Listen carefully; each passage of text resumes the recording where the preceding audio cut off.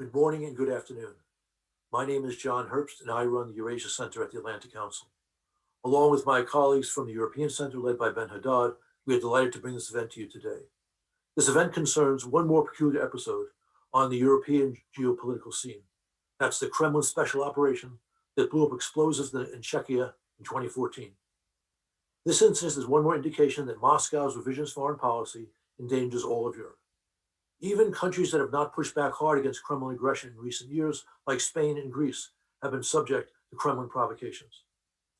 It's my honor today to introduce Foreign Minister Jakub Kulhanek, one of the bright young faces in Czech and European politics.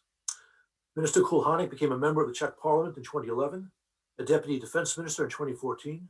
Shortly thereafter, he became a deputy foreign minister, and he became the deputy minister of Interior in 2018. In April of this year, he was appointed foreign minister. So congratulations, Mr. Minister, to you on your appointment, and we are ready to hear what you have to say about this incident. All right, well, thank you so very much. And I suppose it's good morning to everybody, although we have some people joining us from Prague. So, well, hello, everybody. It's my honor to be speaking here at the Atlantic Council. Though I have to say, having fond memories of Washington, D.C., I wish this was all done in a physical form. But because of the COVID pandemic, we are all confined to this virtual space. Look, I am actually speaking to you from Bratislava, from our embassy in Bratislava. I was here for a meeting of Central European countries with Ukraine. Also, Ukraine is a country perhaps the hardest hit by Russia's aggressive behavior. However, I'm here to speak about the situation in the Czech Republic and what was happening in Czech-Russian relations. So again, thanks for organizing this event.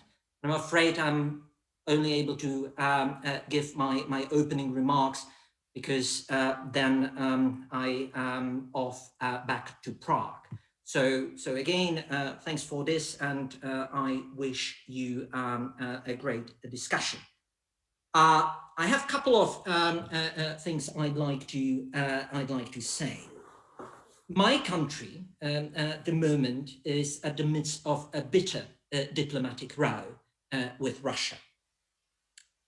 We do not intend to escalate tensions with Russia. However, the Czech government had to respond in a forceful and resolute manner. Because of the recent staggering revelation, our intelligence services and law enforcement agencies have recently established that the Russian intelligence services, or more precisely, the Russian military intelligence, GRU, was behind the explosion of the ammunition depot in the Czech Republic back in 2014. In 2014, two explosions rocked the small town of Vrbětice in the Czech Republic, killing 2 Czech citizens and causing great material damage. It took 6 years to clean up the area. Following meticulous investigation by our police and intelligence services, the Czech Republic, the Czech government was presented with the conclusive evidence that it was in fact the Russian intelligence operatives who planted explosives in the ammunition depot. We identified 2 Russian nationals, Mr. Anatoly Chapiga and Mr. Alexander Mishkin, as being involved in those attacks. In a short span of time, basically days, we had to master a response because these these two individuals were implicated in the 2018 assassination attempt on Mr. Skripal and his daughter in Salisbury, UK, and the 2015 assassination attempts against Mr. Gebrev in Sofia. In response to the shocking revelations, our government announced the expulsion of 18 Russian intelligence officers under diplomatic cover from the Russian embassy in Prague. Russia reacted disproportionately and aggressively. That left our embassy in Moscow, which obviously was much smaller, effectively paralyzed. Well, I decided to summon the Russian ambassador and told him in no uncertain terms to reconsider Moscow's decision. And I gave him time until the noon the very next day. Well, we have not received any word from Moscow. And then I decided to cap the number of the staff at the Russian embassy in Prague to equal the number of our downsized embassy in Moscow. The net result of this move was that we single-handedly reduced the number of Russian diplomats by 80. The relations between Russia and the Czech Republic have reached the lowest point since the Velvet Revolution. The relationship between our two countries had been tense ever since, but not like what we are experiencing at the moment. My single most important goal as a foreign minister is to make sure that all our friends and allies in both NATO and the EU are fully behind us. Well, me and my fellow colleagues at the Ministry of Foreign Affairs have engaged in a frantic diplomacy. In a short span of time, basically a matter of days, we had received joint statements issued by NATO and the EU. NATO and EU countries have issued public statements supporting the Czech Republic. They have summoned Russian ambassadors expressing displeasure with Russia's behavior. Other countries have joined us in expelling Russian intelligence officers under diplomatic cover. For us, it is crucial that the West remains united in the face of Russia's growing assertiveness. Because we need to send a clear message to the Russian government that this kind of behavior is unacceptable. To sum up, Russia's behavior towards Europe is becoming more reckless and more aggressive than it has been ever before. Ukraine or Georgia, they're facing aggressive behavior coming from Russia. Those countries that have since then become members of NATO and the EU are targets of more covert forms of aggression. In his recent speech, Russian President Putin has said that Russia's response to all measures seen as hostile will be quick, tough, and asymmetric. And here I want to underline the word asymmetric, because there seems to be a doctrinal shift in Russia's foreign policy. This is a clear attempt to divide Europe, to divide the transatlantic community, to test whether we are united or whether some allies are more willing to compromise or to give ground. Or to put it in George Orwell terms, to be more equal than others. The transatlantic community should therefore act. It should send a clear signal, clear message to Russia that we stand united in the face of Russia's growing assertiveness. And not only out of solidarity with the Czech Republic or with Bulgaria, which is facing a similar situation, but also for the sake of our transatlantic unity and, above all, our transatlantic cohesion. Allô, tu m'entends? Allô, allô? And here we are having someone speaking French. All right.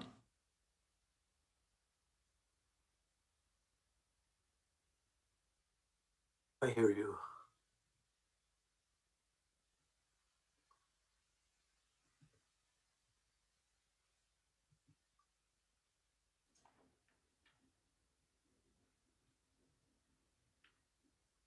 Okay, I suppose over to you, John. Minister, thank you so much. Okay.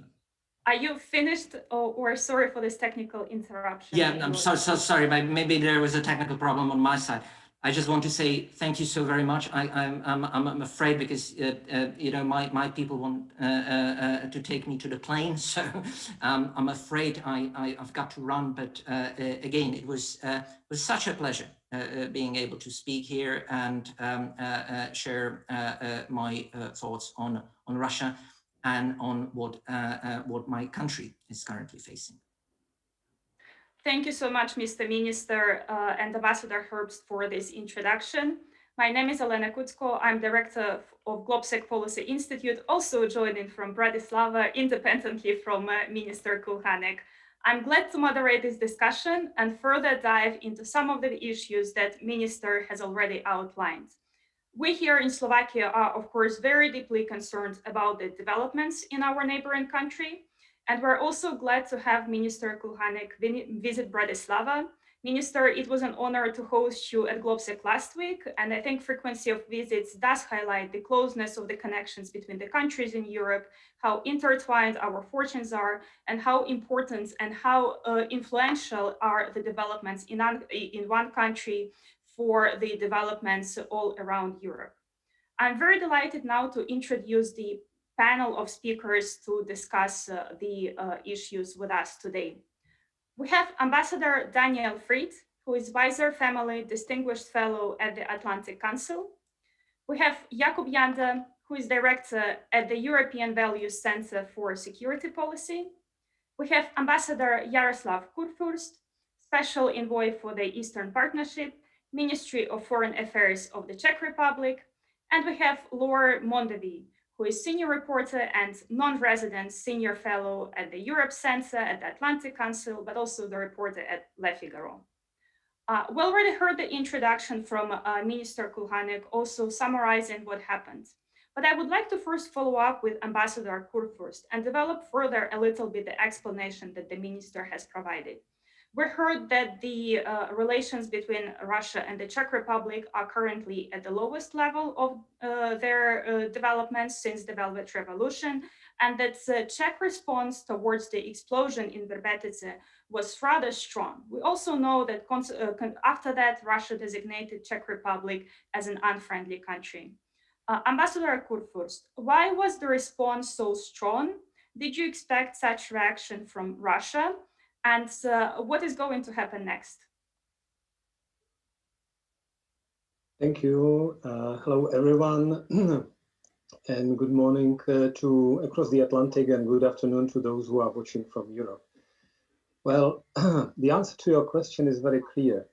These 7 years which passed from the attack did not take away anything from this extremely aggressive and unacceptable character of this attack. If you take the GRU who was attributed with this attack, is a service of Russian army. So this was for the first time from Soviet-led invasion in 1968, when foreign armed forces unit attacked the territory of my country, the territory of a country which is covered by the mutual treaty on the friendship signed and ratified by Russia, the territory of member of NATO and the European Union. So it was really a very clear and brutal violation of international law, and also violation of civilized behavior between civilized countries. So that's pretty clear that the reaction from the Czech side was very strong. There is also another reason I would like to mention, because it was not an isolated event. Georgia and Ukraine, they have daily experience with this aggressive behavior. You have examples in London, Berlin, Sofia, Podgorica. I can name others. If you take into account also cyber operations or information warfare, then I can go basically through all the list of the membership of EU or member countries. So basically, the Czech reaction, the strength of the Czech reaction is quite understandable and clear. As Minister said, there was a very clear public attribution of the attack from the very high political level. The second step was the clearing of Russian intelligence presence at the embassy, 18 people expelled. So that was a really punishment for this event. The third step, there was the escalatory retaliation of Russia, and we reacted. In a way, maybe Russia did not expect. We capped the diplomatic presence on the Russian embassy in Prague on the same level of the people who remained at our embassy in Moscow. But I don't think it's the end, because there is the issue of financial and other compensations, which is still on the table. And definitely Czechia will be consistent in pursuing its strategic independence from Russia, be it nuclear power plant tender, be it energy security or other fields. And of course, the international solidarity here, as Minister stressed, this is something very, very important. And let me finish by one thought. From the point of view of reputation, Russian government or Russian state committed a suicide. It lost a sympathy of Czech society for many years, maybe for a generation. All the propaganda machine, all the vaccine diplomacy, and all the working with the proxy forces, etc. All this is now in ruins and is discredited. And I believe that to gain the trust and confidence, it takes hard work and a long time.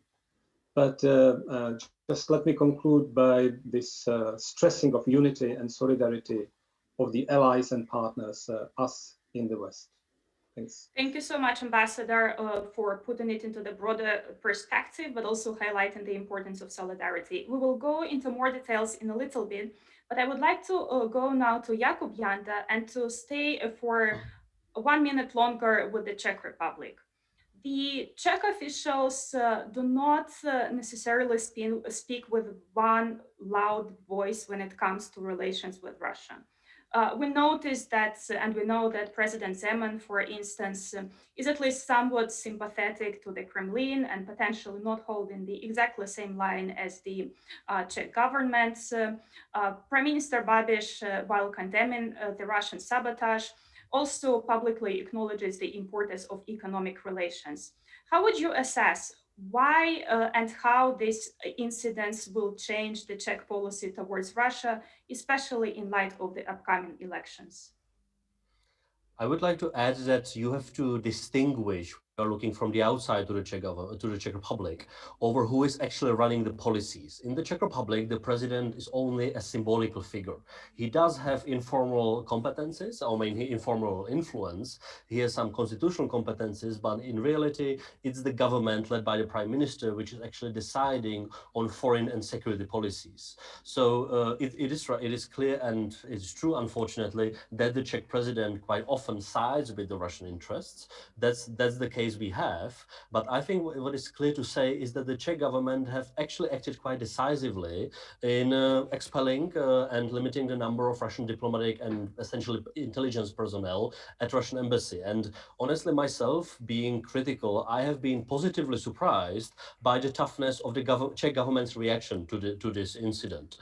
So that is good news. And what it will mean, what is the consequence to your question, Alena, is that first, Czech Republic has for a long time been used as a Russian intelligence base mainly against Germany. The number of Russian diplomatic personnel and intelligence staff with diplomatic passports have been over 130 before this incident. Now we are cutting them down to approximately 40, which is very good. So that's good for the allies, that's good for us as Czechs as well. Then the reaction is that there has been a long discussion, also pushed by the Czech president, over a nuclear tender, whether the Russian company Rosatom should be winning it. And now it's clear, even all of the government government ministers are saying publicly Rosatom cannot build a Czech nuclear power plant because it will be a strategic dependency on Russia, which we cannot afford, which is good. That's good news. But then I think the big question is, how will the allies really respond? Because if you compare this case, this Vrbětice GRU attack on the Czech soil and the 2018 Salisbury attack in the UK, and we are approximately 4 weeks from the public attribution now on Vrbětice, you could compare. And I think approximately there is about 5 countries, 5 mainly EU countries responding in expelling Russian intelligence personnel under diplomatic cover from their soil. Right now for the Czech case, for Vrbětice. But on the Salisbury attack, it was multiple countries and more than 120 individuals from Russia outside of the UK. So I think the reaction of the Czech government bilaterally has been quite strong, but so far the reaction of the allies as individual countries has been quite weak, despite the fact, which is good, that EU and NATO together responded formally very well. But the question is about our deterrence by punishment. So the question is, if the Russian government sees this, will they think again before they do it next time? And I'm afraid our joint allied reaction so far has been quite weak. So the Russian thinking would be, well, it's worth it. We might do it again and it's no real harm to us.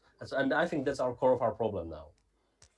Thank you so much, Jakub. What Jakub has highlighted, but also what we heard before, is that this incident in the Czech Republic is by no means an isolated incident. Over the past at least 10 years, but much longer, we've seen a series of provocations on the European soil. We've seen the interventions in the French and German elections, the Brexit referendum, incidents ranging from the attempted coup in Montenegro to assassinations in Britain and Berlin. And of course, we remember the poisoning of Alexei Navalny and his subsequent arrest upon return to Russia. I would like to go next to Laura Mandeville and follow up on this issue about the sufficiency of the Allied response to the incidents in the Czech Republic. From what you observe, do you see the changes of European policy towards Russia, and how would you assess the demonstration of solidarity by the European Union, but also NATO allies with the Czech Republic?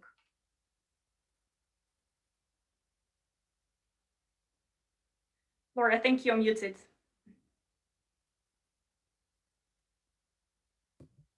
Okay. Thank you very much for inviting me to participate in this panel. I'm going to answer your question, but I wanted to start from saying that it seems to me that what we've heard today being described shows very much that the Czech Republic and maybe more widely Eastern Europe are in a way, and maybe the whole of Europe, but more particularly Eastern Europe, because they are former, members of the zone of influence of Russia, are in a way stuck between a resurgent and quite aggressive Russia, sort of a Czechist capitalist country, as I call it, and on the other side, so stuck between this Russia and the West, which is I would say, deeply divided and in a deep crisis, political crisis, and I would say even in some kind of existential disarray about the state of our democracies and what we are supposed to do with ourselves. And I think this is the context in which we have to look at what is going on with the Czech Republic. Why? Because indeed the Russians are seeing that, and they are using this very particular moment and this particular state of affairs in the West to push their game and do what has been just described. To go back to the question of the EU policy towards Russia, I would tell you that for me, I'm actually quite perplexed about what is this EU policy, because I frankly don't really see a EU foreign policy towards Russia. What I see is a huge mix of worry, perplexity, and disarray, and for now, sort of rhetorical support, but not much action. to answer these different examples of destabilization that you've been talking about. So the one positive point that I see is that I see a growing agreement, a growing awareness of the fact that the Russian actions are unacceptable and that they are dangerous, and that's something which has seen some progress. Because if people like me who've been following this story for quite a few decades, at the beginning of the Putin era and Putin coming to power, I think that quite a few countries, and among them, particularly, I would say France, my country, have been quite, illusioned and very, optimistic about the idea of sort of building up some kind of strategic relationship with Russia. And they really tried that. And the US tried and failed, I would say, miserably. I mean, every time you had a new president, let's say it frankly. And then, I think that, with times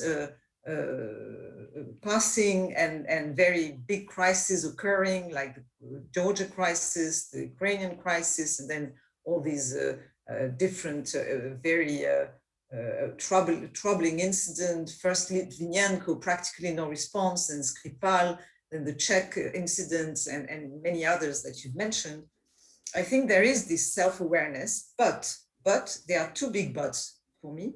The first one is the divides, of course, because although the Czech minister has been, of course, stressing the sort of support that he got from EU and NATO, in fact, there is a lot of disagreement on what should be done. I mean, you have what we call the hot countries, mostly situated, I would say, on the eastern part of Europe, of course, a country historically very aware of a Russian threat and very much, I would say, attuned to any kind of signal coming from the east, Poland, the Baltic countries, now the Czech, which were more, I would say, more reaching out to Russia, as we've seen, but now very much, in full, I would say, worry. And then you have what I could call the sort of, it doesn't mean much, but the romantic realist, sort of a mix of what they see as realism and sort of romanticism of reaching out that we see with countries like France or even Germany. And it happens that these countries are supposed to be the big guys in the EU, the most influential ones, if one can say, and at least that's how Russia perceives them. And so that really, creates a big problem for the formulation of this policy, because there are disagreements. And when you talk to the French diplomats, they tell you we're not going to have a point of equilibrium in the defining these 27 countries' foreign policy on what Paul defined. It's impossible. We have to move the line in between. We have to find some kind of balance between outreach, sort of extending our hand, and being firm and very tough. So that's what we hear. And what is interesting is that the other point I wanted to underline is that we have no foreign policy of the EU as such. We have actually a problem of structural and behavioral weakness of the EU foreign policy, which is not only deals with Russia, with any topic of EU foreign policy, because the people in charge of this policy are in fact bureaucrats. I mean, they are not the representatives of countries with a might behind them. They are the representatives of 27 countries, which happen to have some common denominator, but sometimes this denominator is not even defined, or it's very narrow. So, and that means stories like what happened to Mr. Borrell, the representative for French EU foreign policy, who decided to go to Moscow, and who personally was on a sort of a position of quite middle ground, I would say, position, which reminded me of the French position, in fact, which was, let's try to go back to some kind of, let's start again with Russia. I'll go there, I'll talk to them, we'll see what happens. And he arrives, as you remember, in February, at the very moment when Navalny is being imprisoned, and he doesn't realize, frankly, I mean, that's what the diplomats for different countries now say, that he's going to be in a very difficult game. And in fact, he, as you remember, he's sort of trapped in some kind of press conference with Sergei Lavrov, and Sergei Lavrov very skillfully, I would say, traps him in some kind of humiliating position, where he sort of learns that some diplomats from EU have been expelled, and that Lavrov very bluntly sort of attacks EU at the moment when he's trying to extend his hand. And as a French diplomat told me, he extended his hand and he got bitten. So that's yes, I just wanted to finish to say that, in fact, the result of all this is that, in fact, we have a huge disarray, and the disarray, I would say, is global throughout the West. I think it's there in Washington, and despite the expression of toughness coming from the Biden administration, which in a way is a good thing, you see also you see this sort of perplexity. Everywhere you ask diplomats, you ask experts about what we are supposed to do with Russia, and we can go back to understand why is it so difficult to deal with this country at this moment. Thank you so much. That naturally makes a connection and brings us to Ambassador Fried. Ambassador, Laura outlined the European policy towards Russia, or rather lack of it. So the European countries are in disarray, which in itself probably highlights the success of Russian policy towards dividing European allies. But Laura also mentioned the reactions of the American side to the issues. Ambassador, you personally have spent a lot of time in the region. You're on the side of the small guys, if we're using Laura's classification. Do you also agree with the statement that there is now more realization of the dangers that Russian policy brings in all its hybrid capacities? But also, could you comment on the transatlantic solidarity in response to Russia? Thank you.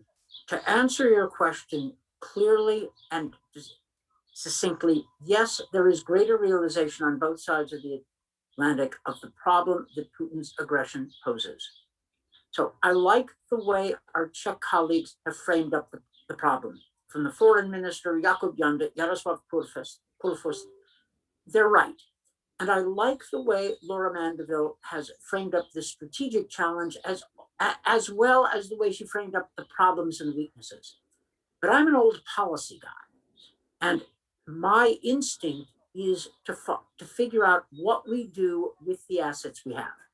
And here I am relatively optimistic.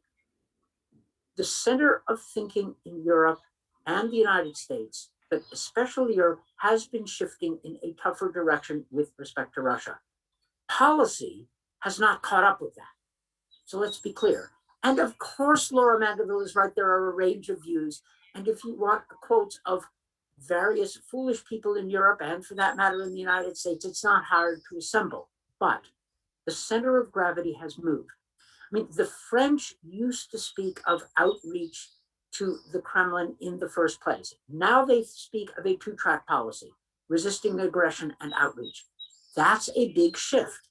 In Germany, you have the Greens, who sound, quite frankly, they sound like the Poles when it comes to Russia. And they may emerge as if not a member of the coalition, maybe even the leading member of the coalition after the elections. Again, it has not translated itself into policy. But here's a second reason I'm relatively optimistic. The EU policy framework for Russia. It has existed formally since 2016. You know, the five principles, right? Remember that? Is actually not bad. It's actually not bad. It puts Ukraine in the front and center. It recognizes there's a threat from the Kremlin. It talks about cooperation, but it doesn't allow cooperation to dominate the dialogue. And that's from 2016. Now is a good time for Europe and the United States, with the Czech Republic playing a significant part, to discuss, coordinate, and come up with a consistent Russia policy. We can do this. We can do this. The Czech Republic has asked for solidarity. Now, there has been some immediate diplomatic solidarity, and the foreign minister mentioned it. There can be, as a former diplomat, there can be some solidarity helping out the Czechs in Moscow, you know, informally. Friendly embassies, either Visegrad embassies, EU member states, may be able to support the Czechs, especially when it comes to certain consular issues, in an informal way. But the real way to express solidarity with the Czech Republic is strategic. We need a stronger policy toward Russia on both sides of the Atlantic. What does that stronger policy consist of? Well, you know, like I said, an old bureaucrat, I put things in, I'll define it as 4 pillars, okay? 4 pillars. One, the most important right now, is resisting Putin's aggression across the board. It's not just the Czech Republic Putin has contempt for. He despises us all for our democratic values and what he considers our democratic weakness. Recalling let us say, the anti-democratic movement in the 1930s. He despises us all. We need to push back on his aggression, whether it is in Ukraine or against NATO member states or against the British or the Czechs, using subversion. We need to be prepared to push back, to expose it, shine a light on it, take action in solidarity. That may be sanctions, but it also may be efforts to dry up channels of corrupt Russian money flows. Why should they be able to use our own system to hide their investments and hide their ill-gotten gains? No, we're all guilty. The United States too. We're beginning to fix it, but we've got a long way to go. Don't let them invest in our real estate anonymously in London or New York or Miami. Don't let them invest anonymously in our companies. And this is not anti-Russian, it's good governance. And develop common standards. So pushback. Secondly, sure, cooperate where we can, but don't pay them for that cooperation with premature concessions.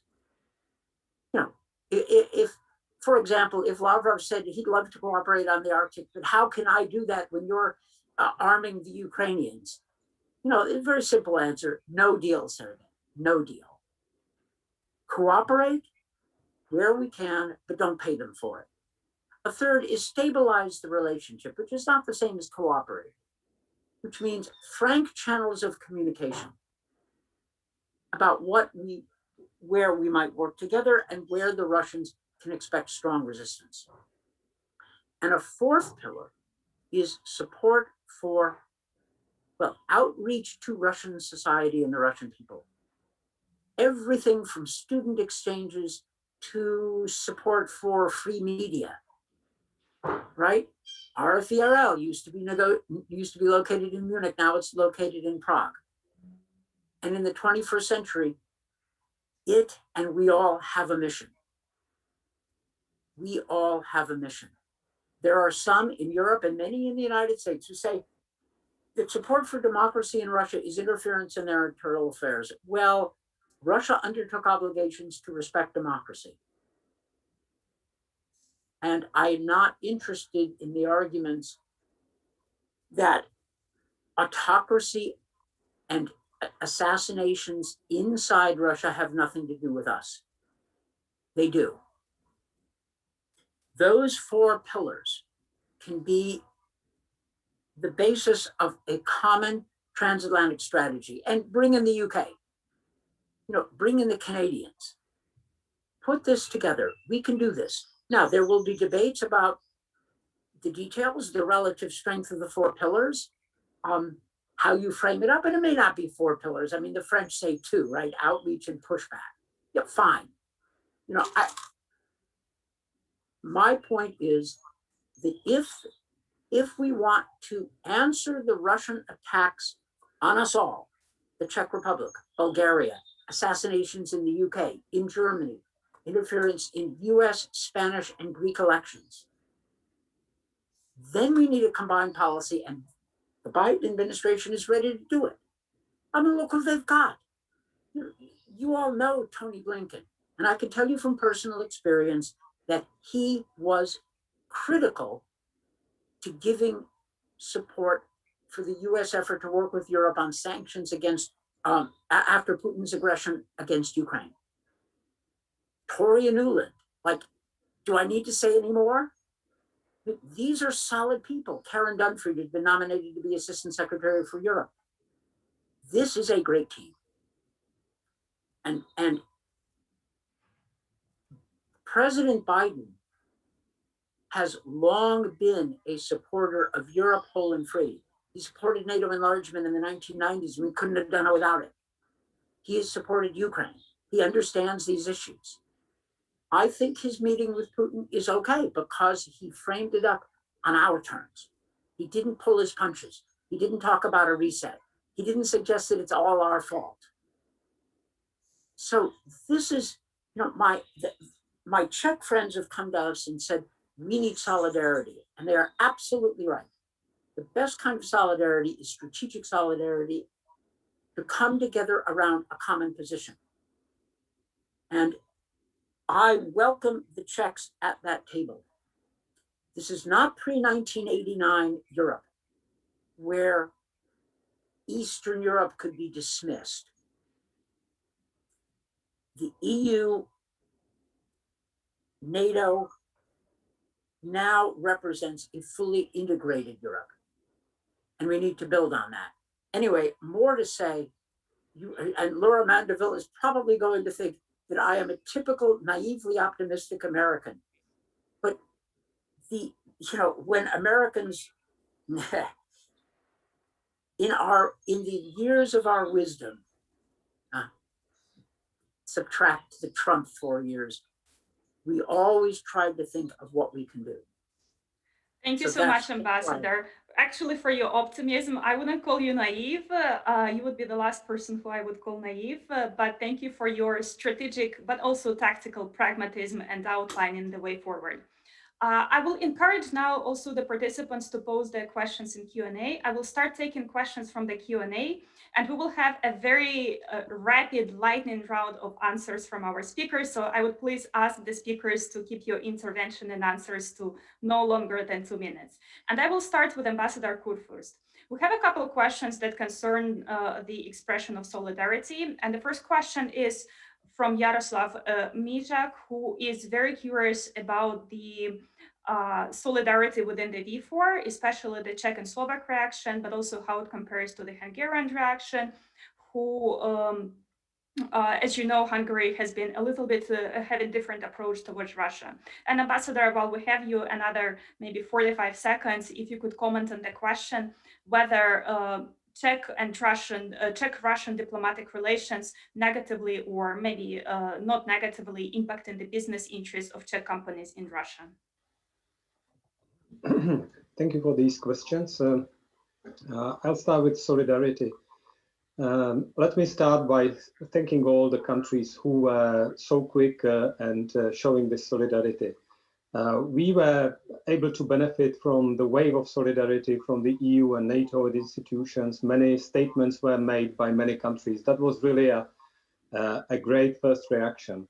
Then, of course, following the Salisbury example, there was a wave of sort of more material way of expressing that solidarity. And here Slovakia was really demonstrating that this is our closest friend and more, maybe not, much more than a neighborly or neighboring country. They expelled immediately 3 Russian intelligence officers from Bratislava. Then they were followed by the Baltic countries, who were also very strong from the very first moment. Then we saw the reaction also from Romania in the same direction, so also very grateful, and many other countries. And concerning the expulsion of intelligence officers, many countries had their own stories. Like, for example, in Poland, simultaneously, Poland was expelling the Russian intelligence officers because of the malign activities happening in Poland. Very similar case in the very same period of time was Italy. But of course, we hope that there will be maybe more expression of solidarity in the coming days and weeks. It can take some time, and we believe that still there is a space for this. But as Dan Fried said, this is not just about the number of expelled Russian spies. This is much more strategic issue, and we have to be all united, all very strong, and looking for the ways how to demonstrate to Russia. Frankly, I was in the business around Russia for almost 20 years. If someone would come to me before 2014 and tell me that there will be sanctions against Russia, I think me and all other experts would laugh at that statement, because that was the country we were calling strategic partner, the country which was quite important player, with whom NATO was establishing a special formats like NATO-Russia Council, or before Permanent Joint Council. The EU the same. There were the initiative of common strategic spaces, etc. And suddenly the EU and the US, such a powerful geopolitical players, are imposing sanctions against Russia, first after the invasion in Crimea. These were not economic sanctions, but visa ban and asset freeze. But then after downing the plane full of civilian passengers, you remember definitely the NH-17. These were economic sanctions, very powerful move, very strong. Then I agree with Dan Fried also that the 5 principles, the current strategy of the EU towards Russia, is a very powerful tool. Of course, there is a different discussion about the implementation of this powerful tool, how we are able to implement item by item. And of course, the Eastern Partnership and the support for the countries who are at the forefront of this Russian aggressive behavior. That's one of the key issues. And of course, Ukraine is at the center of this, but I mentioned also Georgia. So all these are issues who are to be still developed. I think everyone in the West, I mean, on the level of the key decision makers and the government, recognizes that there is a huge problem. And even the most naive optimists in the international relations, they don't have the argument, because Russia took away this argument from them. And as I said, Russia is ruining its own soft power, and in terms of reputation, committing a suicide in the direct translation. Czechia is one of the chapters, but important and very painful for us, because it cost 2 human lives and of course material damage, but also diplomatically. We saw that the country which signed the treaty on the friendship attacked us. They sent a military unit and made a really very brutal attack. Now the second question was Ambassador, if about, possible, very briefly. Very brief, yes. You know, the Czech export to Russia is around 2% of total Czech export, 1.8. It depends on the age, but it dropped after the financial crisis. So this is not a sort of strategic and a big deal. Maybe there will be some businesses who will feel the problems from Russia, There will be others who are having the established relations and where really there is a need on the Russian side for some goods, etc. We are supplying. So I would not see that problem as a absolutely critical one. Thank you so much, Ambassador. And I want to follow up with Jakub Janda. Jakub, we have a question from the audience, from Jan. The incidents that we are dealing with is in a way easy from the point of view that it's a physical act of aggression, which is pretty visible. But do you think that these physical acts of aggression in fact are utilized to conceal something more malign that's going behind the scenes? And what I mean is, of course, cyber aggression, but also disinformation. How in general, would you assess the Russian spin on the matters and how Russian disinformation is currently working?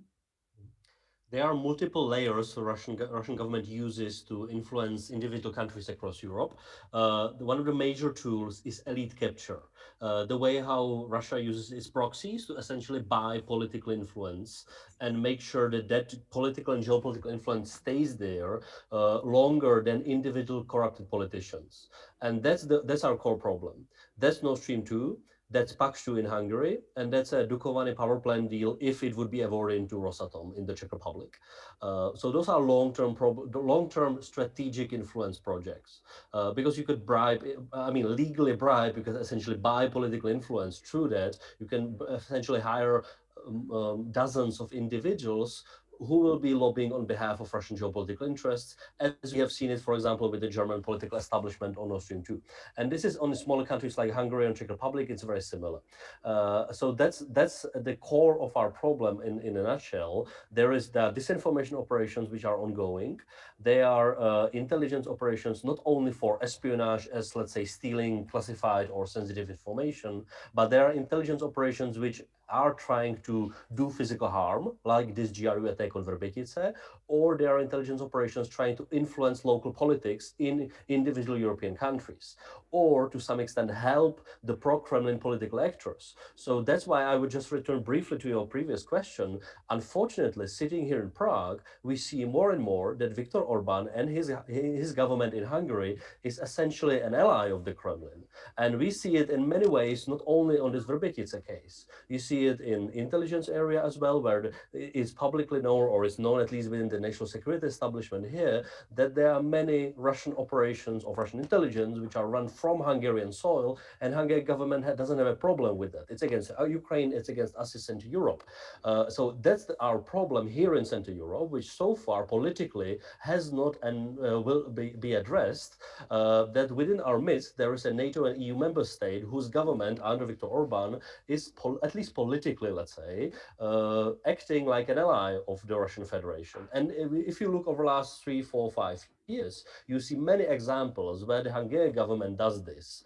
I think this should become a major issue in our ally discussions. It has been discussed privately or a bit publicly as well, when Hungary effectively attacked Ukraine and its Euro-Atlantic aspirations. But there are multiple things Hungary does, for example, in Western Balkans, which are hostile to Euro-Atlantic security and which are in direct support of Russian geopolitical interests. So I think this should be one of the key issues for us to discuss, at least in Central European context of the NATO or EU discussions. Thank you so much, Jakub. And I'll go back to Laura. Laura, we have a question from Helga Kam, which in a way dovetails on your elaboration on the divides within the European Union and how different countries perceive Russia and correspondingly shape their policies towards Russia. So what Helga is wondering about is this relation between the smallness of countries and the size of the knowledge that they possess about Russia. Indeed, and it was also clear in the discussion with Ambassador Fried that even though the countries at the eastern flank of the continents, they may be small in size, but they have decades of experience with Russia. So potentially they do understand the policy of Russia much better than the Western European countries. At the same time, it's the Western countries that often shape the policy. And also, since you're sitting in France currently, I wanted to follow up on what was discussed about the French policy and this two-track approach. Because we all think that the French are probably not tough enough, but what we hear from the French that they think is Europe is tough enough and we do not have enough engagement in Europe. So do you see this learning process happening in the European Union? I mean, that the Western countries are learning and taking the Eastern concerns more seriously, and whether you see that now among the Western countries, specifically France, is it the toughness or engagement that is prevailing? Yes. So first of all, I want to say that having having covered the end of communism throughout Eastern Europe, and having learned Polish language, not only Russian but Polish language in the 80s, and during the state of war, etc., etc. I am a big admirer, actually, of the courage and the extraordinary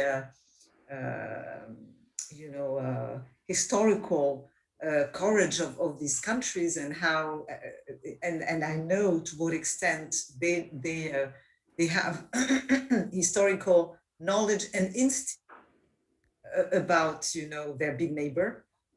Of course, these are very complicated relationships, and there are also a lot of sympathies, actually, beyond the historical tensions between, and understanding, I would say, of Russia throughout these countries, and that's why you see also a disagreement occurring in these countries as well. So this is very, I agree with the person who is raising this question, and I think there has been indeed, in many ways, over, I would say, the post-communist years, some kind of arrogance in some West European countries, included France, towards their East European neighbors. And you remember the famous sentence by Jacques Chirac telling the Poles they better shut up, etc., etc. So of course it was a very sensitive issue where the French appeared to be right because it was linked with the the war in Iraq. But still, I think that it also showed some kind of condescendence that is to me very ill-placed. At the same time, of course, these countries have to understand that the French have their history, they have their vision of geopolitics, and the Germans, because everyone is talking about the French being too mild, but the Germans are defending the Nord Stream route very aggressively, and the German business is very much weighing on German attitudes towards Russia. So, but concerning the French, I think that you have, of course, the historical, I would say, love affair between France and Russia as a sort of alliance which was to counter historically Germany. And there are lots of, sentiments have remained. And when we, you had Voltaire, then you had Diderot, and then de Gaulle, and then now you have the neo-Gaullists, you have the nationalists, you have the extreme right, you have even part of the left, which, because they are anti-American, and this sort of a grouping of constituents, of different constituencies, which are expressing some kind of willingness to be good to Russia, to extend a hand to Russia, to sort of strike some kind of relationship, strategic relationship still with Russia. These sentiments, don't be fooled. They exist in France and they exist throughout Europe, and they are in some ways, I would say, growing. And that's I'm going back to what I was saying at the beginning, is because of the huge problems, internal problems that we are facing. I would say that this sort of fascination that you see in some quarters in France or otherwise in Austria and other countries towards Putin, they are the sort of fascination of the strong man, are the result of our own impotence in many ways to deal with the problems that we have and that have nothing to do with Russia. And I think we have to be aware that this is a huge vulnerability that we have now when we're dealing with Russia, because of course we have to be tough, but we have to understand that lots of people in the West, in Europe, throughout Europe, and I've been, traveling a lot throughout Europe to sort of study the sentiments throughout the continent. And there is a growing disconnect between the elite and the people, and part of the people, they just don't trust us on many issues, and they start not trusting us also on what we should think about Russia, and that we have to take into account. And I think we have to work on that too, in terms of informing and giving a truthful picture of what's happening in Russia. And I would say that, according to me, there is a weak coverage, I would say, in some way, of what's going on inside Russia. Because to convince our people, I would say, in the West of what is that Russia is a danger, you have to be able to cover the dynamic inside the country. Otherwise, you don't understand. If you only explain to the people that they are destabilizing, small incidents, even if they are big in some countries, I am not sure it will be enough to sort of shift the opinion. And we're talking really of a battle of information, as has been mentioned by different speakers here, and rightly so. And so we have to do this work. And I want also to stress that I totally agree with the idea that Russia is not a monolith, and what Ambassador Fried said about the fact we have to be very tough on protecting sovereignty of our partners, but also reach to Russian society. And because you have people who absolutely disagree with what's going on in Russia and think that somehow their future has been hijacked by the current regime, and they want a different path for Russia. And we have to be in touch. I think the visa policy for Europe especially is very important for students. Once the COVID is out of our out of the horizon, we have to go back to some kind of really involvement here. Very important. We can't just go on of course, on the big stick. The big stick is obviously needed, but not only. Thank you so much, Laure. And I will try to sneak in one more question to Ambassador Fried, which should be an easy one because it's very specific.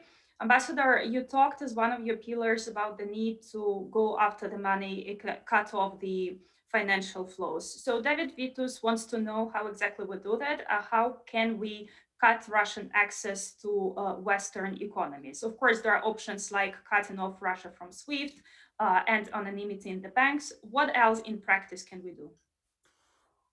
Sanctions are not the same as financial transparency and anti-corruption moves.